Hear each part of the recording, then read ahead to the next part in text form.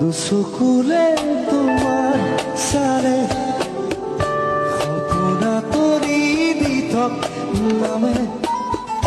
চুব খুজিলেই মোৰ দুহাতে দি থকা তৰি সপোন আহে